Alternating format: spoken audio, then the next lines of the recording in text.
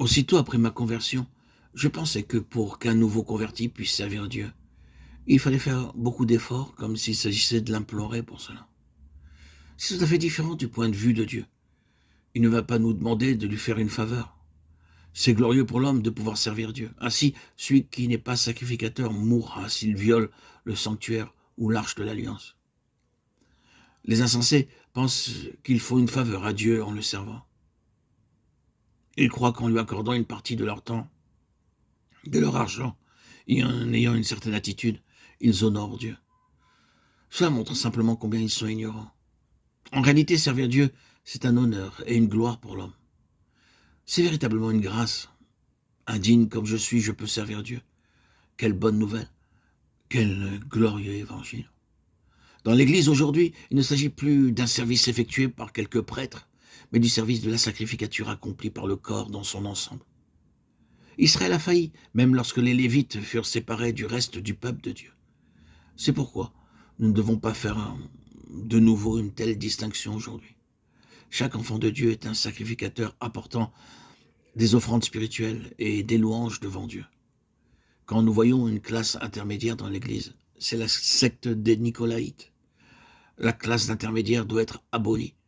Pour y parvenir, nous devons tous servir Dieu directement comme ses sacrificateurs. Le concept d'une classe d'intermédiaire vient de la chair, de l'idolâtrie et de l'amour de ce monde.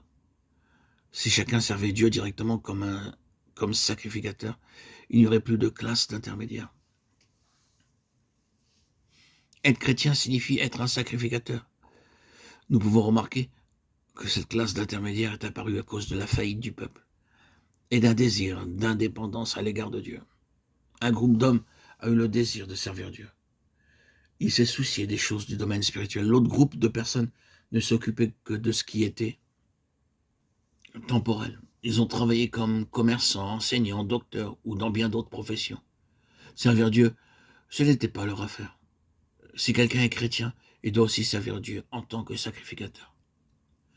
Depuis le départ du Seigneur Jésus de ce monde jusqu'à l'époque de la rédaction du livre de l'Apocalypse et la période postérieure, tous les enfants de Dieu ont été ses sacrificateurs.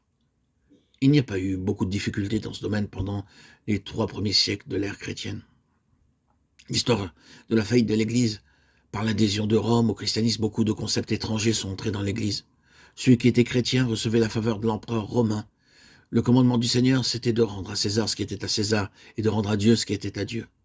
Mais cependant, les choses de César et de Dieu ont été confondues. Tout était de Dieu. Ce fut une victoire pour le christianisme lorsque Constantin est devenu chrétien. Cependant, à partir de cette époque, l'Église s'est corrompue. Durant les persécutions déclenchées par Rome, des milliers de martyrs sont morts. À cette époque, il était redoutable de se déclarer chrétien. Mais plus tard, cela est devenu une chose populaire, et beaucoup de personnes ont été introduites dans l'Église. Le peuple de Dieu s'est accru, mais le nombre de ceux qui ont servi Dieu n'a pas augmenté. Il est possible de se mêler à la foule comme chrétien, mais il n'est pas possible de le faire pour servir Dieu en tant que prêtre.